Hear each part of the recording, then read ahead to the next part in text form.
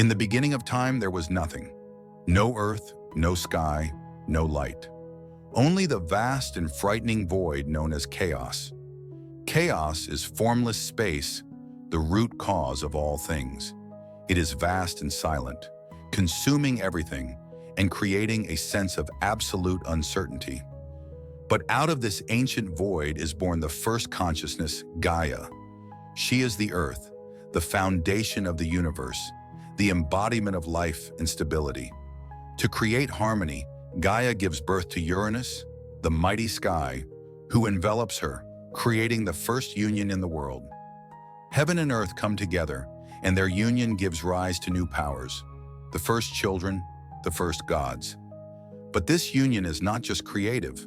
It is a symbol of the struggle of the elements, a symbol of dependence, and at the same time, confrontation, where the forces of nature begin to shape the future world. From this union emerge the Titans, the first great deities, embodying the elements and natural forces. There were many of them, and each of them symbolized the powerful forces of nature. The ocean is the boundless waters. Theia is the goddess of radiance and clairvoyance. Hyperion is the god of light. Each of the Titans was incredibly powerful.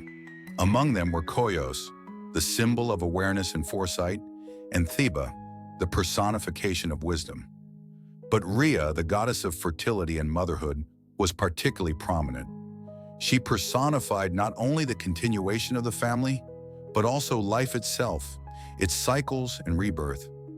However, among all these powerful beings, there was one who stood out for his ambition and lust for power.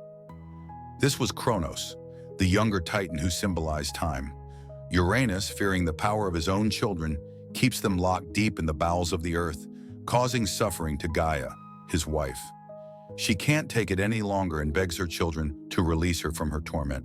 But only Cronus dares to stand up to his father. His desire for power becomes stronger than fear. Gaia hands him a sickle, a symbol of determination and rebellion, and Cronus hides in the shadows, waiting for the right moment. When Uranus descends to Earth again, Cronus strikes him decisively and ruthlessly with the sickle, toppling him from the heavens. This event is not just a struggle for the throne, it is a violent coup d'etat, a son's betrayal of his father. It is a symbol of the never-ending struggle for power and the establishment of a new order.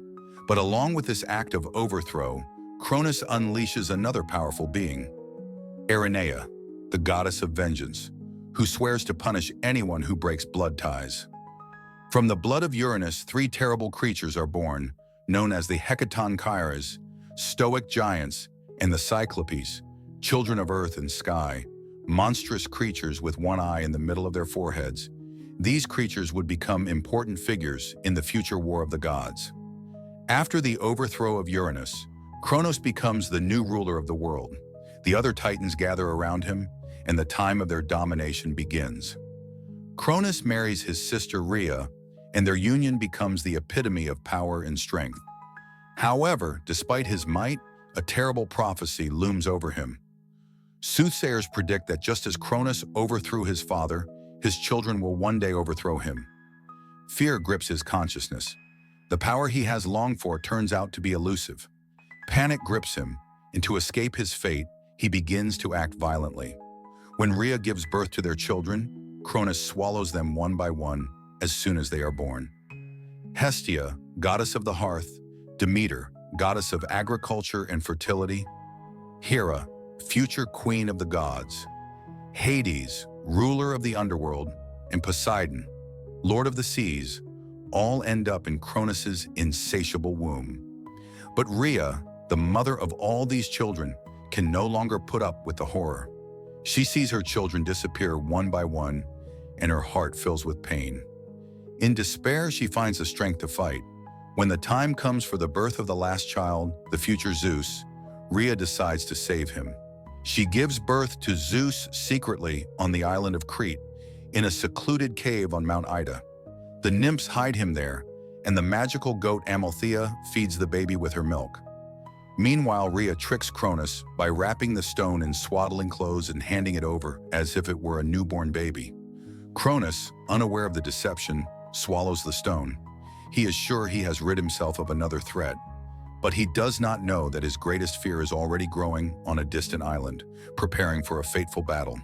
Zeus, hidden from his father's eyes, is growing up on Crete. He is gaining strength so that one day he can return to overthrow Cronus, free his brothers and sisters, and put an end to the power of the Titans. This moment is the beginning of a new era, the era of the Olympic gods.